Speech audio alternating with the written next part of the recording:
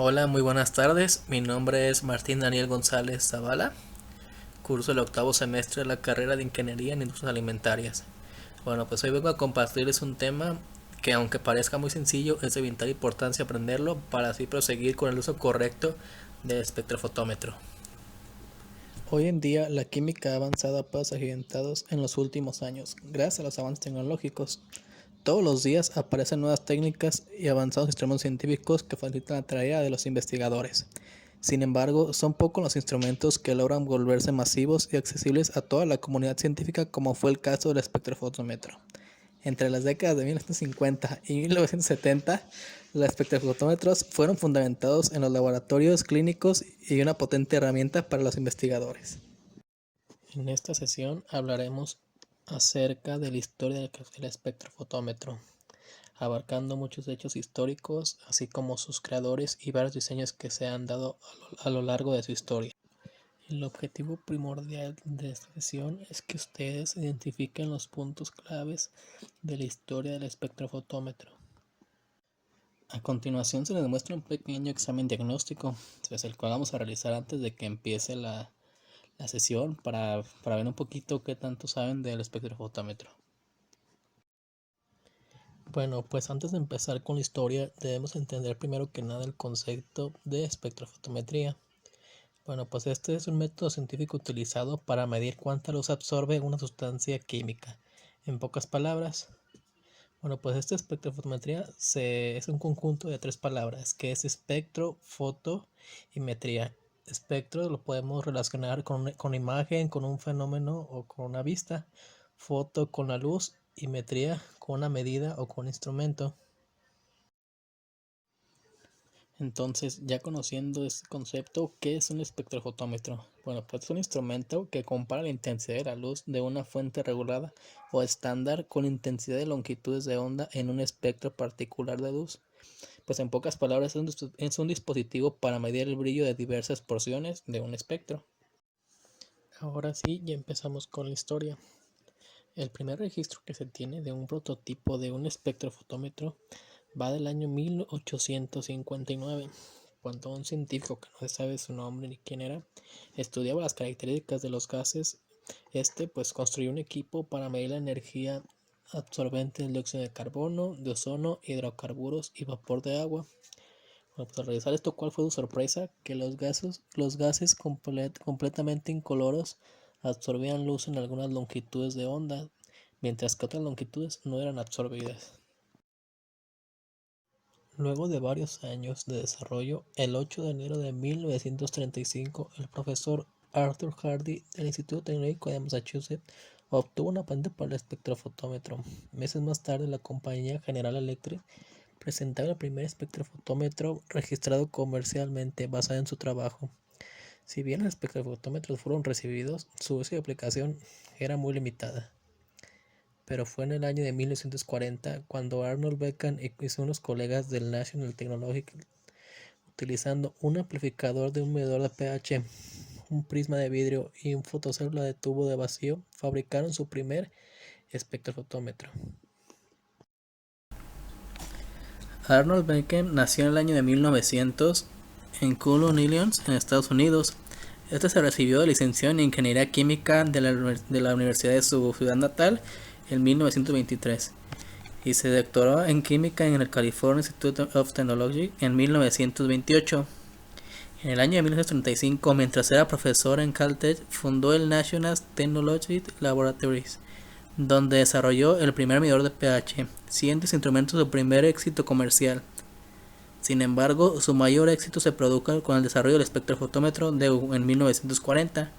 A principios de la década de 1950, su compañía Beacon Instruments surgió como un importante proveedor de una amplia gama de instrumentos médicos y de investigación, y un importante fabricante de computadoras electrónicas para automatización industrial. Durante esta época, casi todos los laboratorios de bioquímica y clínicos del mundo tenían un medidor de pH Beacon, un espectrofotómetro Beacon, un ultracentígrafo analítica Beacon y otros instrumentos de la compañía. Uno de los puntos claves en la historia del espectrofotómetro es la precisión. ya que antes de 1940 el proceso de análisis químico era un largo emprendimiento, ya que tomaba semanas para completarse con solo el 25% de precisión. Pero fue en el año 1940 cuando se introdujo el espectrofómetro Beacon-DU. Este proceso se simplificó en gran medida, ya que solo requería unos minutos y ofrecía un 99.99% de exactitud en el análisis. Este instrumento estableció un estándar en el análisis químico.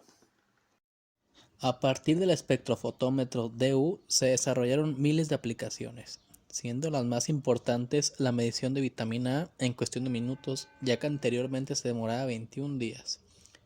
También la detección de contaminantes orgánicos en aguas subterráneas, así como el estudio de ensayos enzimáticos y el primer análisis químico completo del ADN. Con el estallido de la Segunda Guerra Mundial, generó que el espectrofotómetro se utilizara en investigación con fines bélicos. Por ejemplo, se estudió el tolueno para la producción del explosivo TNT y se utilizó el benoeno y los butadienos para la producción de caucho sintético necesario en la fabricación de neumáticos para jeeps. Además, también se utilizó en aviones y tanques de guerra. Para este fin, Beacon Instrument y Shell Development se unieron en 1942 para crear el primer espectrofómetro infrarrojo, que permitió subsanar la demanda del caucho natural. El espectrofotómetro también fue una herramienta importante para los científicos que estudiaron y produjeron la penicilina de uso médico que se utilizó durante la misma guerra.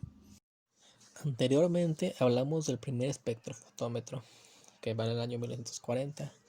Bueno, pues el rendimiento de este primer modelo no fue muy satisfactorio que digamos, así que se modificó a un modelo B. Este sustituyó el prisma de vidrio por uno de cuarzo. Esto generó una sorprendente mejora en la capacidad para trabajar en longitudes de onda ultravioleta. Después se fabricó un modelo C. Se mejoró la resolución en longitudes de onda ultravioletas. Se hicieron 3 prototipos después. Finalmente se desarrolló un modelo D, conocido como el modelo DU, que incorporó la parte electrónica dentro de la caja del instrumento e incluyó una nueva lámpara de hidrógeno. Cuando la producción del modelo DU se interrumpió en 1976, se habían vendido más de 30.000 modelos. Este instrumento fue utilizado mucho en clínicas, laboratorios industriales y en la química y bioquímica. Cabe resaltar que Bruce Mayfield, premio Nobel y autor, fue citado diciendo que el espectrofotómetro era probablemente el instrumento más importante que se haya desarrollado hacia el avance de la ciencia biológica.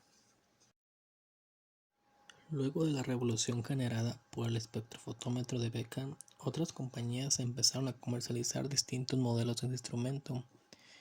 Fue hasta el año de 1953 cuando el espectrofotómetro Spectronics 20, desarrollado por Bausch y Lomb, se convirtió en un instrumento estándar de la industria y probablemente el espectrofotómetro más utilizado en el mundo, debido a su bajo costo y alta precisión. Años más tarde, a principios de los años 80, aparecieron los espectrofotómetros controlados por microprocesadores, automatizando y reduciendo el tiempo de análisis, lo que aumentó nuevamente el rendimiento de este instrumento. Tiempo después, en la década de 1990, llegó la adición de un software externo que proporcionaba control mediante PC y pantallas de información con los espectros.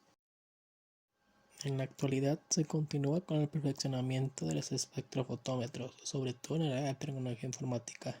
Gracias a los avances tecnológicos hoy en día, estos espectrofotómetros son capaces de detectar estructura y determinar cuantitativamente la mayoría de los elementos químicos, por los que los campos de aplicación son amplios, como por ejemplo análisis de aguas, de los suelos, bioquímica, toxicología, medicina, ciencias foráneas, industria petrolera, farmacéutica y alimenticia, y entre muchos otros. Desde principios de la década de 1950, los espectrofotómetros han sido un instrumento muy común en laboratorios químicos y médicos. En la actualidad, su cotidianidad en una gran variedad de campos ha conducido a un desconocimiento de las implicancias y de alcance de esta tecnología. Es por ello que es necesario reivindicar el espectrofotómetro, a los que han aportado a su causa, como generadores del gran avance de la química en los últimos 70 años. Y ya para concluir con esta sesión, realicé esta actividad para una pequeña retroalimentación. Ya de mi parte sería todo. Muchas gracias por su atención.